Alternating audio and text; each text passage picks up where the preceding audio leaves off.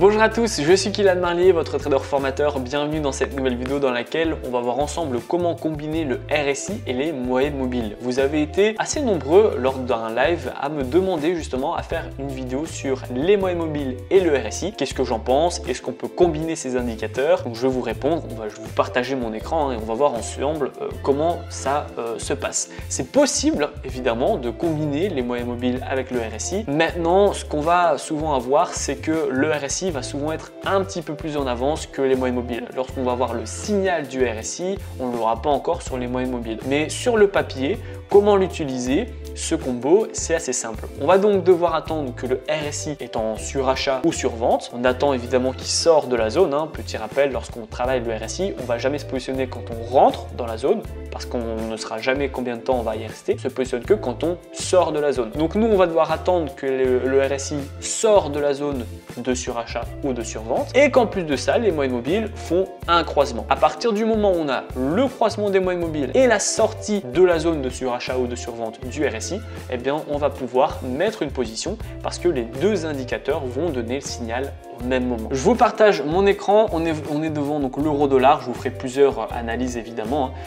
L'idée donc c'est de comprendre sur le graphique ce que je viens de vous expliquer. Je vous ai dit, il faut d'abord attendre que les prix sortent de la zone de surachat ou de survente. Donc la première étape, ça va être sur le RSI, il faut voir si on est en zone de surachat ou de survente.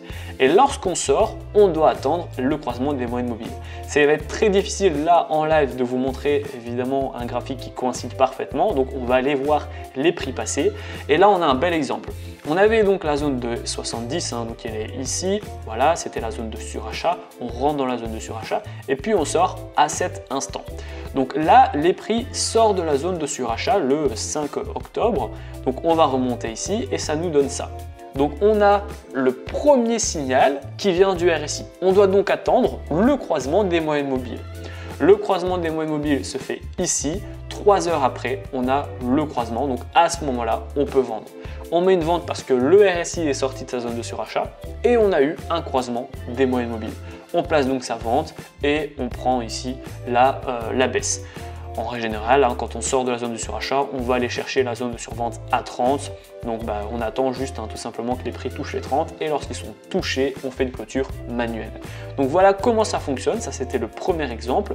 On aurait pu le faire également ici ou ici, donc là on rentre de la zone, on est à 76, donc on sort à ce moment-là. Ça fait précisément donc, le 29 septembre à 4 h au matin. Donc on attend un petit peu, le croisement se fait ici à 9 h au matin. Vous avez donc la possibilité de rentrer à 9 h au matin parce qu'on a un croisement des moyennes mobiles et également on a la zone de surachat. On prend la vente et on a ici une petite vente. Il faut faire attention parce que là on a un croisement suivi d'un autre croisement. C'est l'inconvénient aussi des indicateurs. On a souvent des faux signaux. Donc là, c'est pas forcément un faux signal, c'est juste qu'on n'a pas été chercher non plus un gros retournement, c'était simplement une petite cassure.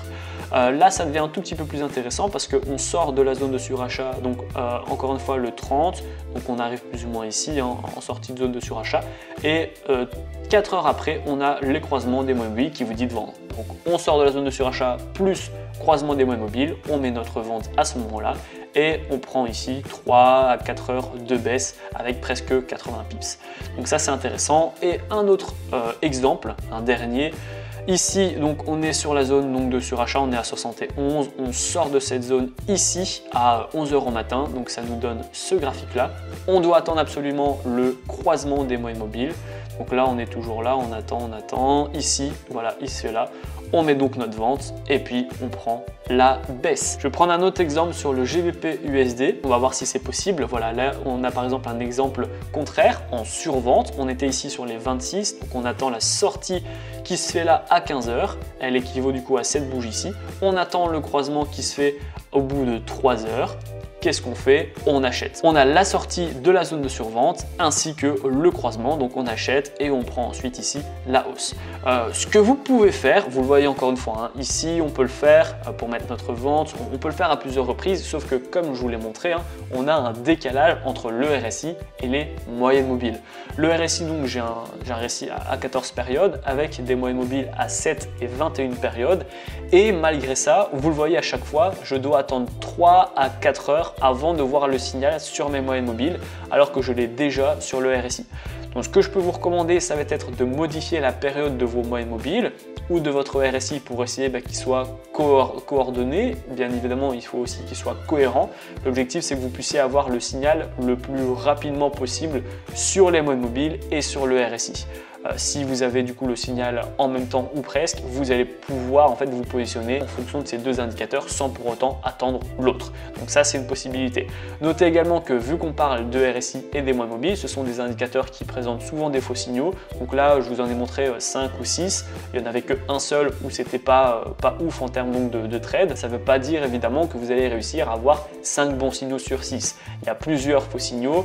Il y en a quand même pas mal encore une fois dans les moyennes mobiles et le RSI, et encore plus si vous baisser la période de ces indicateurs. Donc faites vraiment très attention. C'est possible de combiner les moyennes mobiles et le RSI. Maintenant, est-ce que je le recommande? Pas vraiment. Il y a d'autres combinaisons qui sont bien plus intéressantes, comme par exemple le RSI avec les stochastiques, les moyennes mobiles avec les bandes de Bollinger qui peuvent être intéressants, ou les moyennes mobiles avec le stochastique.